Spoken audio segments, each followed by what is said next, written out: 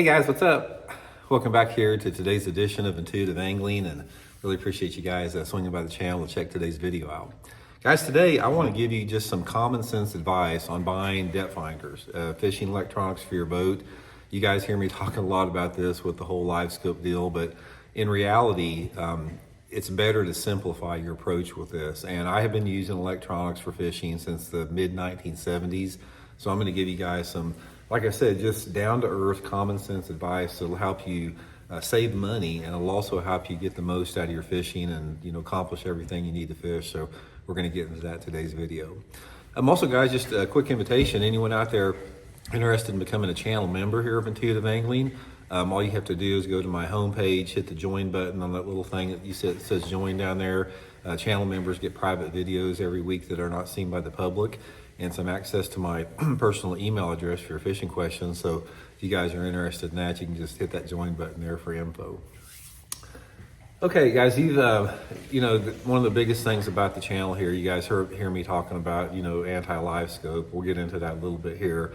But what I wanted to do today is, I think there is a lot of intimidation and there's a lot of people get overwhelmed a little bit as far as what do they need in terms of a depth finder or a fish finder for their basic fishing needs. So I sort of want to go over a little bit about what your needs are versus the money you want to spend, and give you guys some recommendations on what I think will accomplish everything you need.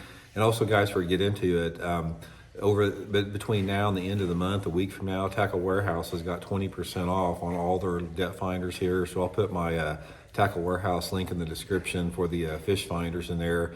Probably not a better time to buy one right now. You can save 20%, so link in the description on that. Okay, first of all, let's talk about the live scope deal first, and we'll get off of it, and I'll get you into what you really guys need to be focusing on. Don't, excuse me, I think allergies here.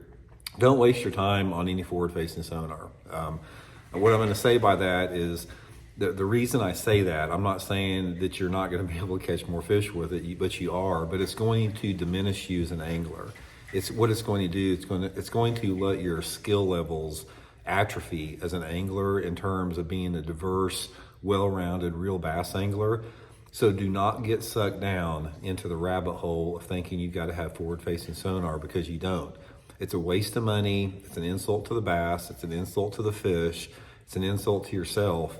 Do not get sucked into, being one of those people that think that you need to have forward-facing sonar, because you don't. Don't support that. Don't encourage it. If anything, we need to try to undermine, its success within the industry here. But what you do need is some other basic stuff. Now, in terms of electronics, you're going to have a lot of ranges as far as price ranges in terms of size of the unit and what the unit can do. Take away the forward-facing sonar, and you're basically going to be dealing with 2D sonar, two-dimensional sonar, side imaging and down imaging, and GPS. That's what you're going to be your options with that. And there still are some old flasher out there. I wish somebody would come out with sort of an updated flasher version. I'd be running one of that. So anyway, you're going to have those options of 2D sonar, down imaging, side imaging, GPS on there. Now, in terms of what you actually need, I have had down imaging and side imaging since it first came out, because most of the units I use Humminbirds just because I don't get them any deal at all. Just get them like you guys through Tackle Warehouse. Nobody gives me one. I just think that for my own fishing, I think Humminbird is the most user-friendly unit out there. And again, I don't have anything to do with Humminbirds. I've had a chance to use Lowrance, messed around with Garmin a little bit, Humminbird. I think Humminbird is the most user-friendly out there. It's been really good for me. But in terms of 2D sonar, down imaging, and side imaging, and I've had it, guys, like I said, for going on 15 or 20 years, I have never caught one bass that I attribute to the use of side imaging or down imaging. Every bass that I have caught in tournaments, weighed in, every penny of money I've won in the tournaments, which has been close to $2 million in tournaments, have came with either 2D sonar or a flasher.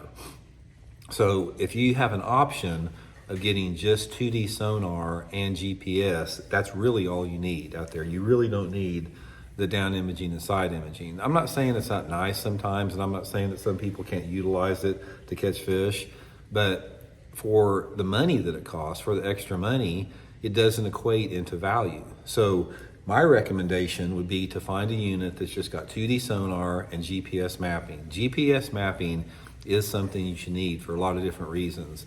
It's a safety issue, in the dark or the fog, allows you to find your way back to places. If you caught some fish 5 miles up the lake, you can find your way back there. Gives you it's a lake map on an electronic unit. In the past, we used to have to take those lake maps and like put them on our mat, on our lap when we're running down the lake.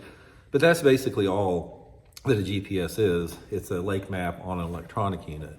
So given that, this is going to narrow your search down even more. Look for 2D sonar and GPS mapping. Now, some units, like the ones that I use here, you can't get them with just those options.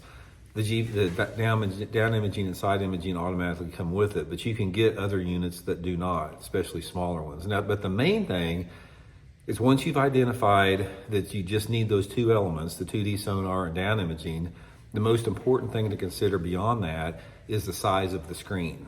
The size of the screen is critical. Now, here's one thing that I will tell you as far as if you're going to spend money in one particular place on a unit, try to get the largest screen that you possibly can, because the larger screen is much easier to see.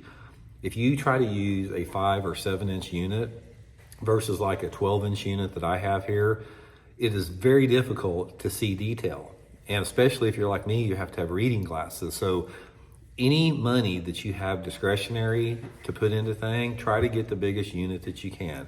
I would recommend to try to go to a 10 to 12-inch unit if that's within your budget. It's going to accentuate your ability to read, especially like if you're running down the lake or something like that. It's a really big deal because most units, they offer a lot of different sizes. A lot of guys use a 9 or 10 inch. Like I said, I've got the 12s, and the separation is really good on that. The next thing with that is the way that you mount your unit. I prefer my Vexus right here. The unit came with the end dash like this. This is probably not my preference, the end dash. I would rather have some type of a mount, like this on the front.